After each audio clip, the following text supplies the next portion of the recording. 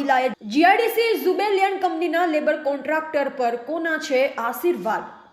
કોના આશીર્વાદથી ચાલતો ધંધો? ભરૂચ જિલ્લાના વાગરા તાલુકામાં વિલાયત જીઆઈડીસી જુબેલિયન્ટ કંપનીના લેબર કોન્ટ્રાક્ટર પર કોના છે આશીર્વાદ? વાગરાના વિલાયત જીઆઈડીસીમાં આવેલ જુબેલિયન્ટ કંપની અને બિરલા ગ્રાસિમ કંપનીના કોન્ટ્રાક્ટર દ્વારા ચલાવાય છે મોતની સવારી.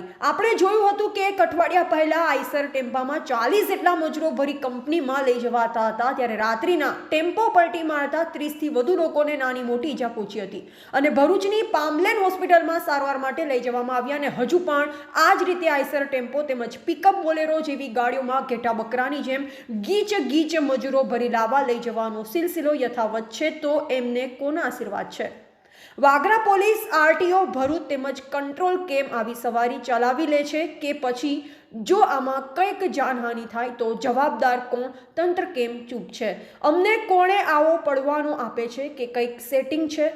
આના સંદર્ભે એક એફઆઈઆર થઈ છે પણ કંઈક એક્શન લેવાય હોય તેવું લાગતું નથી કે પછી વહીવટથી ચાલે છે, એવા અનેક સવાલો ઊભા થયા છે.